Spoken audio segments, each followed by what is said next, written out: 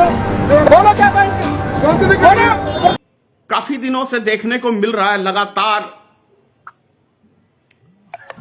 मुस्लिम समाज को खत्म करने की बातें हो रही हैं और ये कर कौन रहे हैं? ये हमारे देश के अंदर,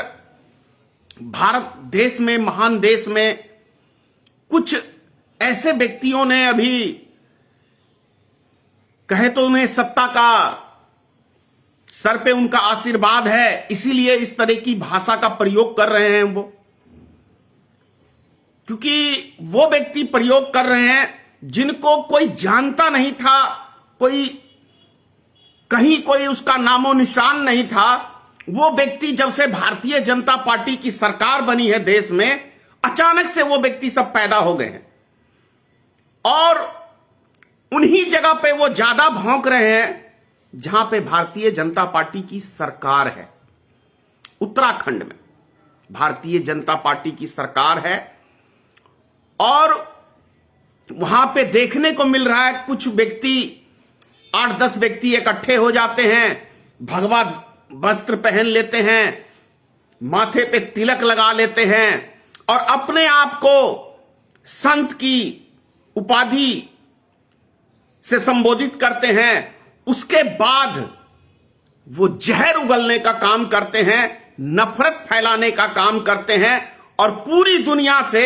इस्लाम को समाप्त करने की बात करते हैं। मैं ये कहना चाह रहा हूं, मैं धनेश्वर महतो,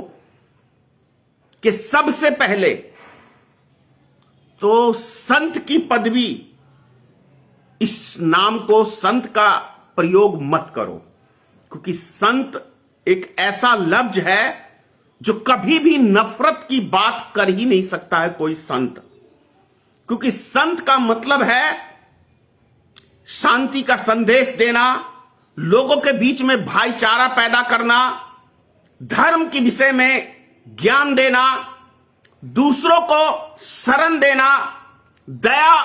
जिसके अंदर है वो कहलाता है संत। और जो व्यक्ति नफरत की बात करे, आतंक फैलाने की बात करे, उसे हम कहते हैं आतंकवादी। जैसे तालिबान पूरी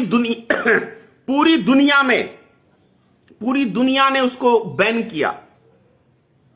क्योंकि उसने आतंक फैलाने का काम किया। उसी तरीके से भारतीय जनता पार्टी की सरकार जब से बनी है तब से हमारे भारत देश को पूरी दुनिया में यदि बदनाम करने का काम किया जा रहा है तो इनके शासनकाल में, इन्हीं की रणनीति और इन्हीं की छत्र छाया में ये व्यक्ति ऐसी ऐसी भाषा का प्रयोग करते हैं जिससे समूचा पूरे विश्व के अंदर भारत की एक छवि आतंकवादी के रूप में प्रस्तुत करने में लगे हुए हैं। कुछ भगवाधारी वस्त्र पहन के हमारे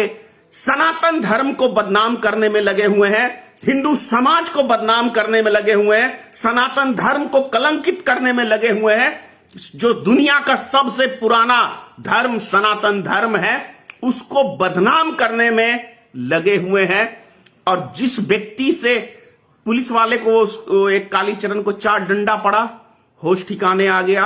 वैसे ही ये कौन सा नरसिम्हा या परसिम्हा जो भी लगाता है अपने आप को, इसको भी अगर 4 डंडे चूतर पे पड़े ना तो सारी संत की भी ये बाणी भूल जाएगा और जितनी ये नफरत की बातें करता है ना, नफरत की बातें भूल जाएगा।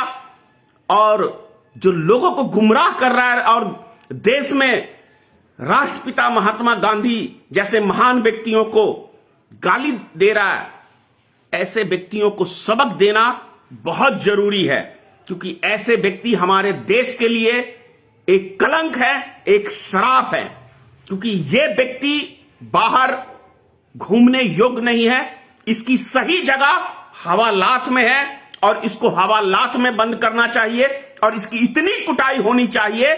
कि दोबारा से कोई भगवा वस्त्र पहन के हमारे समाज को, हिंदू समाज को, सनातन धर्म को बदनाम न करे और हमारे भारत देश को कलंकित करने का काम न करे। तो इसको मैं यही कहूंगा कि जितनी जल्द हो प्रशासन को ऐसे व्यक्ति को अरेस्ट करना चाहिए और उसको सही जगह उनकी दिखानी चाहिए, क्योंकि नफरत फैलाने से कभी कोई मुल्क तरक्की नहीं किया है, वो बर्बादी की ओर पे ही चला है। बगल में पाकिस्तान को देख लो, अफगानिस्तान को देख लो, जितनी भी कंट्री ने नफरत फैलाया है और उसकी सरकारों ने, वहां की सरकारों ने उसको शरण दिया है, तो वो देश आज कोई तरक्की में नहीं है। तो मैं माननीय प्रधानमंत्री जी से कहना चाह रहा हूं कि आप ही की छत्र छाया में ये लफ्ज सब इस्तेमाल हो रहे हैं और आप ही की छत्र छाया में ऐसे व्यक्ति खुले आम घूम रहे हैं। तो कम से कम देश के लिए सोचिए। देश की बातें बोलना आसान है, उस पर अमल करना थोड़ा कठिन है, और आपके लिए कोई ज्यादा कठिनाई की बात नहीं है। आप देश के प्रधान हैं, अपनी गरिमा को समझिए, और ये फेंकू राम की तरह सिर्फ फेंकने से काम नहीं चलेगा। अगर आप चाहते हैं गरीब हर वंचित इंसान की आवाज आप तक पहुंचे तो हमारे चैनल को सब्सक्राइब करें और बेल आइकन का बटन दबाना ना भूलें। देखते रहिए बहुजन हलचल न्यूज।